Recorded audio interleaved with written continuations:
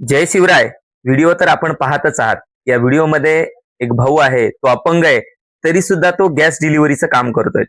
मग आपण आपल्या जीवनामध्ये जेव्हा काहीतरी नव्यानं सुरुवात करायची असते, कोणतं काम करायचं असतं किंवा एखाद्या परीक्षेची तयारी करत असतो, तर काम करताना आपण प्रत्येक वेळी म्हणतो की माझ्याकडे भांडवलच नाहीये, ते काम मला जमेल का? म्हणजे असे असंख्य प्रश्न असतात.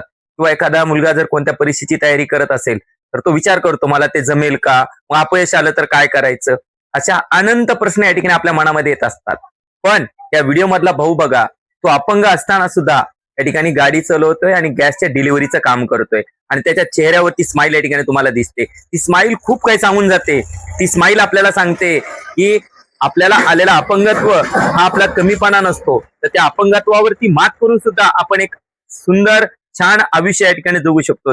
मग आपल्याकडे जर सगळं आपलं व्यवस्थित असताना, आपल्याकडे सगळ्या गोष्टी असताना सुद्धा आपण कोणते काम करायला या ठिकाणी आपल्याला लाज वाटते, हा एक खूप मोठा संदेश या व्हिडिओमध्ये या ठिकाणी आपल्याला भेटतंय. त्यामुळे जे भाऊ आहेत की ज्यांना असं वाटतं की बाबा मला काहीतरी नवीन कामाला सुरुवात करायची, मला कुठेतरी जॉब करायचा आहे, लोक मला काय म्हणतील, मला कोणी नाव ठेवेल का, मी जर हे काम केलं तर मला कदाचित ते मला सूट होईल किंवा नाही, या अनंत गोष्टींचे विचार आपल्या मनामध्ये येत असतात.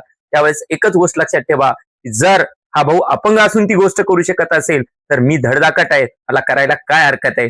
म्हणजे आपल्याला कोणतीच एक्सक्यूज देण्याची गरज नाही. हा एक व्हिडिओ जर आपण आपल्या जीवनाला प्रेरणा देऊन, म्हणजे हा व्हिडिओ जर आपल्या जीवनाची प्रेरणा धरून आपण जर जीवनामध्ये अवलंब करायचं ठरवलं, तर निश्चितच या ठिकाणी आपल्याला कोणतीच गोष्ट अशक्य नाही.